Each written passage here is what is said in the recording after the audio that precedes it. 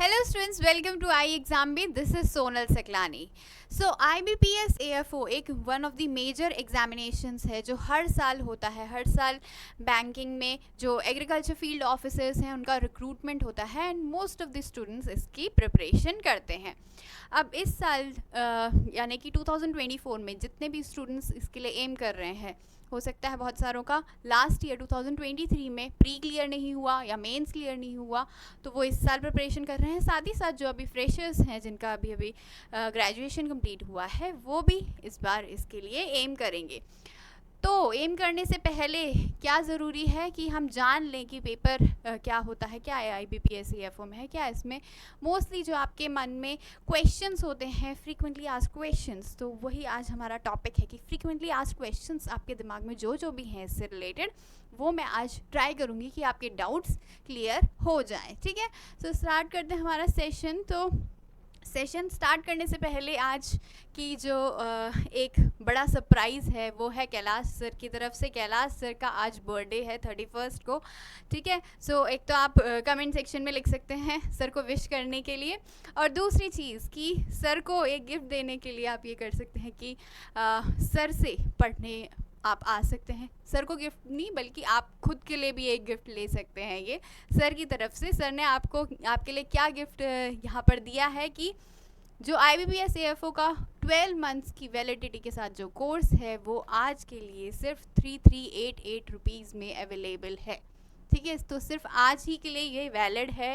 ये जो ऑप्शन है आपके पास, तो आप ये जाके अवेल कर सकते हैं. इसी के साथ साथ एक जो हमारा दूसरा कोर्स है that is the mega B agri.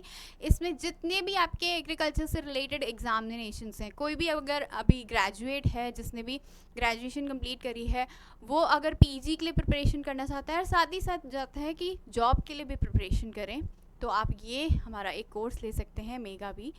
इसमें सब कुछ कवर्ड है. आपका CUET के एग्जामिनेशंस, आपके जितने MSc AG के एग्जामिनेशंस होते हैं, एंट्रेंस एग्जामिनेशंस होते हैं, उसकी के साथ साथ IBPS AFO हो गया, नाबार्ड हो गया, सब कुछ इसमें कवर्ड है. तो आप ये भी अवेल कर सकते हैं आज के लिए. सिर्फ आज ही के लिए ये 5388 रुपीज़ में अवेलेबल है. ठीक है, सो सर ने आपको ये एक गिफ्ट दिया है. अब आगे बढ़ते हैं कि IBPS AFO के लिए जितने भी एस्पिरेंट्स हैं जो इस साल प्रिपरेशन करना चाहते हैं, इस साल क्रैक करना चाहते हैं ये एग्ज़ामिनेशन, उनके लिए पहले तो जानना ज़रूरी है कि आपके पास कितना टाइम अभी बचा हुआ है, क्योंकि इस साल थोड़ा सा कैलेंडर जो है वो चेंज हो चुका है. और बार क्या होता था, 31 को आपका प्री का होता था और फिर जनवरी में आपका अराउंड 28-29 को आपके मेंस का एग्जामिनेशन होता था. लेकिन इस बार उन्होंने चेंज क्या किया है कि स्पेशलिस्ट ऑफिसर यानी कि आपका AFO भी जिसमें आता है, प्रीलिम्स का एग्जामिनेशन आपका नवंबर में ही हो जाएगा. सो 9 नवंबर को आपका मतलब एक महीने पहले ऑलमोस्ट. ठीक है, तो आपका एग्जामिनेशन पहले हो जाएगा, मतलब कि प्रिपरेशन भी आपको पहले से शुरू करनी है. ठीक है, और जो आपका मेंस है वो हो जाएगा 14 को, 14 दिसंबर तक मेंस हो जाएगा, यानी कि जनवरी में मोस्ट प्रोबेबली आपके इंटरव्यूज़ कंप्लीट हो जाएंगे. तो अभी आप इस चीज़ को ध्यान में रख के आपको स्ट्रेटेजाइज करना है कि आपको कब शुरू करनी है अपनी पढ़ाई. वैसे तो अभी से शुरू कर दो क्योंकि कंपटीशन काफ़ी होता है इसमें.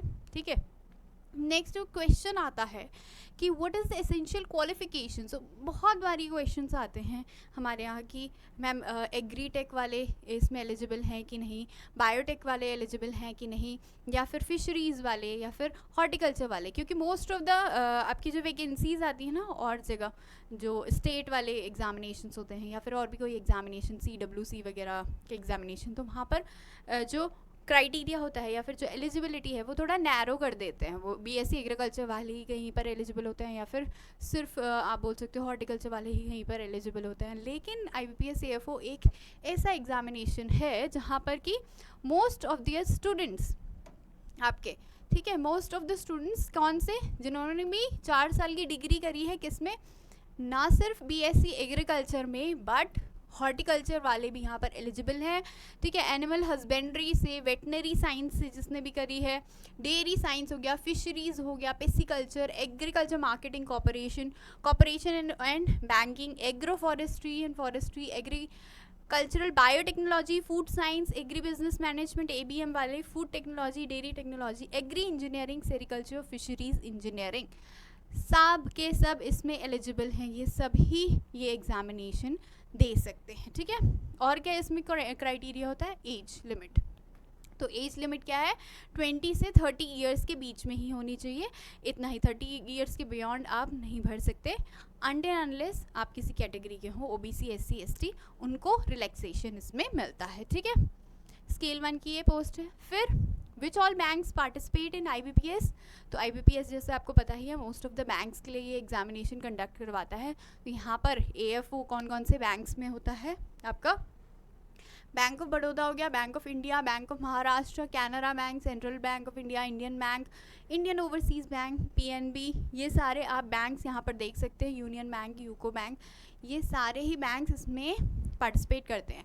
वो अलग बात है कि हर साल हर बैंक से वैकेंसीज़ नहीं निकलती हैं, लेकिन किसी भी साल ये हो सकता है। अभी इस साल जैसे है तो 3 बैंक्स ने ही अभी तक वैकेंसीज़ डिक्लेयर करी हैं, हो सकता है अगले साल और कोई बैंक इसमें वैकेंसीज डिक्लेयर कर दे, पर इन सारे बैंक्स में जॉब लगने के चांसेस आपके हैं, ठीक है।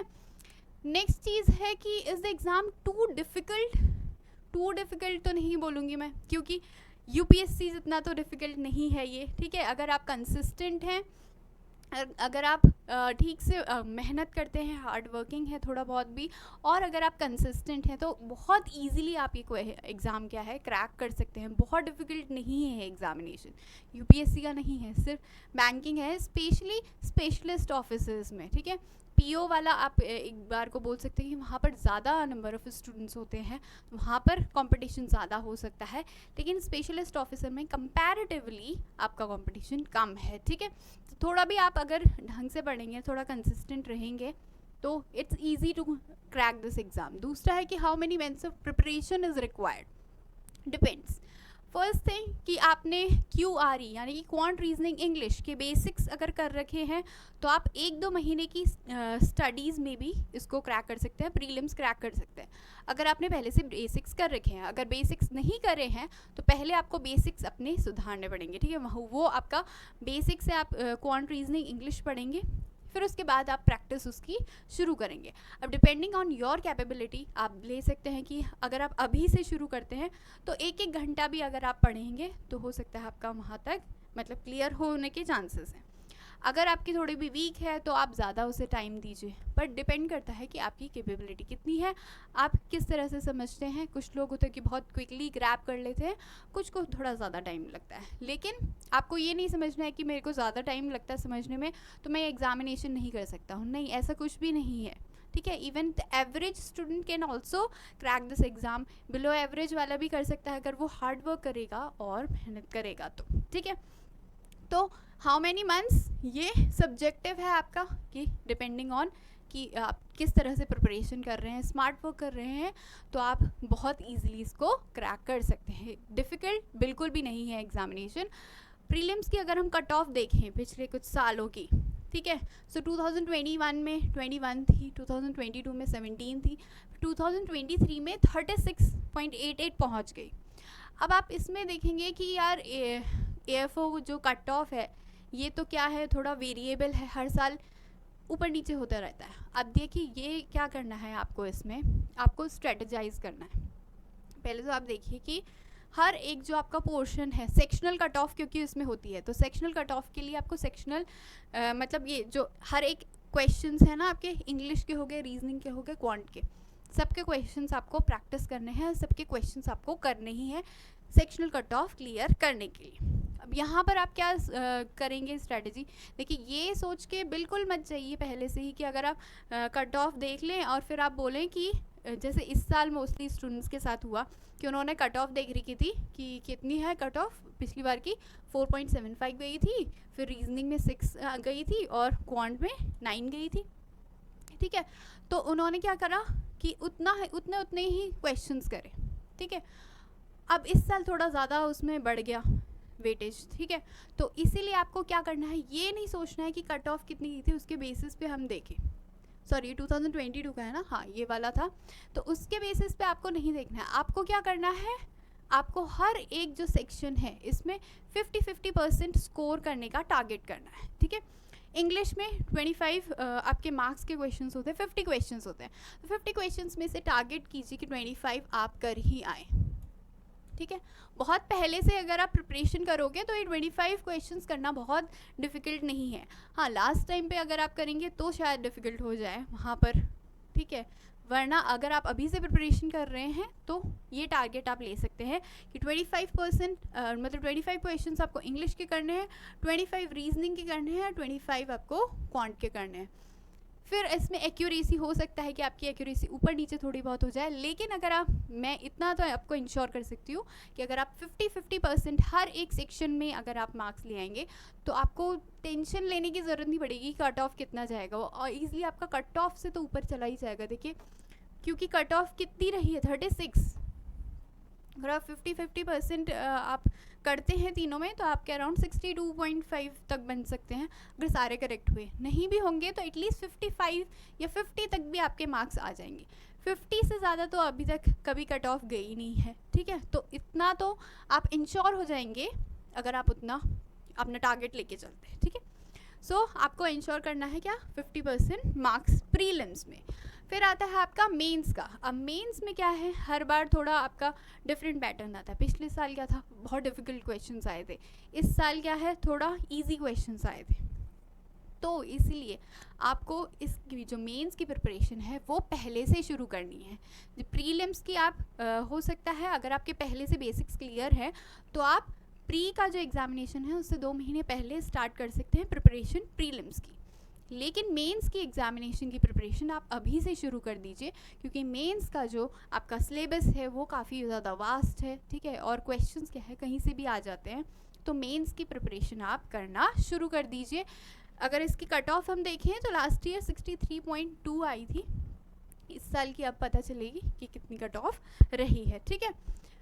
सो ये तो हो गया आपका कट ऑफ कितनी कैसे रही है और कैसे आपको स्ट्रेटेजाइज करना है।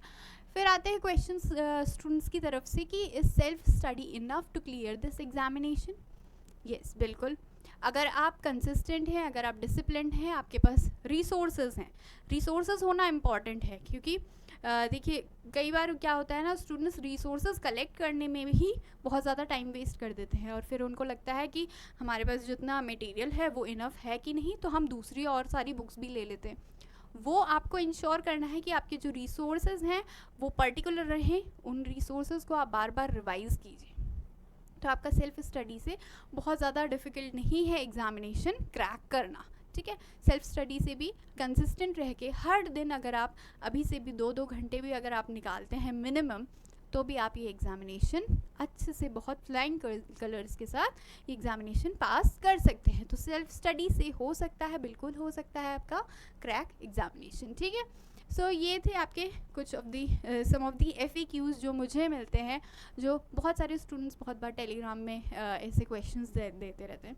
इसके अलावा भी अगर आपको कोई क्वेश्चंस पूछने हैं तो आप नीचे कमेंट सेक्शन में लिख सकते हैं, हम उनके भी जो आंसर्स हैं वो देने की कोशिश करेंगे। अदरवाइज़ हम जो नेक्स्ट वीडियो है उसमें ये क्वेश्चंस ज़रूर लेंगे आपके।